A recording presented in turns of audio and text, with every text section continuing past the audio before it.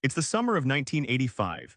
William Styron can't move, can't speak. His world is a shut-off valve from which no light passes. He's trapped in a paralyzing fog, a darkness so thick it almost swallows him whole.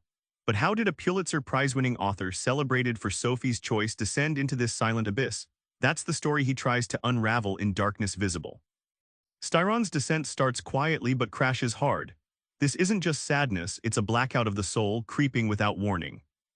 Styron's summer vacation in Martha's Vineyard shifts from peaceful to haunting when exhaustion overtakes him.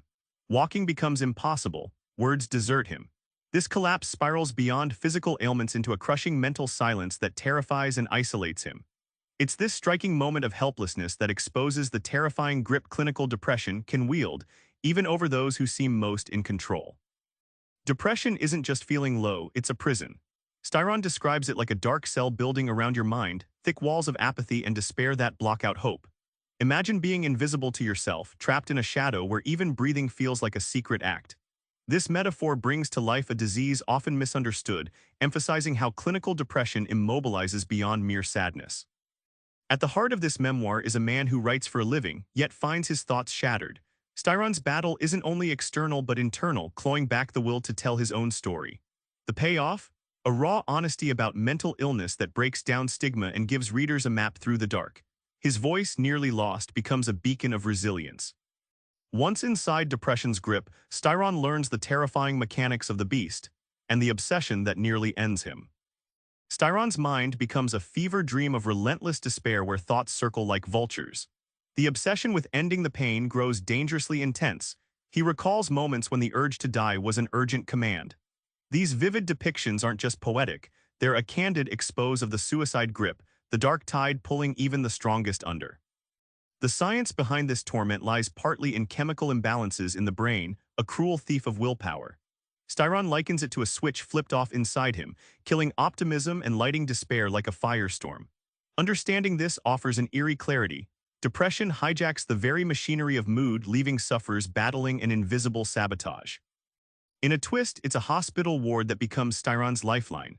Far from a place of surrender, it's a space where care, medication, and routine build the scaffolding to recovery. The harsh walls that once felt like a cage slowly morph into a boundary, protecting his fragile return to life, a reminder that help can be a place, a person, a moment. Against the abyss, Styron's fight spins toward something hopeful, a fragile promise that even the darkest nights end. Recovery doesn't explode overnight, it's a series of tiny conquests, getting out of bed, drinking water, greeting a visitor. Styron captures these moments with simple vividness, showing us the quiet heroism in minutes and steps, the way life rebuilds itself from fragments.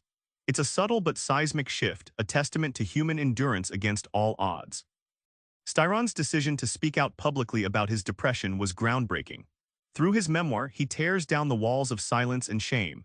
Sharing his story illuminates the dark corners where depression lurks, giving others permission to acknowledge their pain. Storytelling here becomes a powerful act of healing and solidarity, not just for Styron, but for millions who see themselves in his words. His closing message is a beacon. Even from profound darkness, it's possible to once again behold the stars. It's a reminder that despair isn't the end of the story. This call to hope isn't naive, it's forged in the grittiest depths of human experience, a challenge to us all to hold on and look up when the night seems endless. Remember that first moment in Martha's Vineyard, the collapsing silence that swallowed Styron? Now you've seen the full arc, the shadow, the fight inside the abyss, the slow climb toward dawn. If you or someone you love faces that darkness, try this: start small, speak one honest word.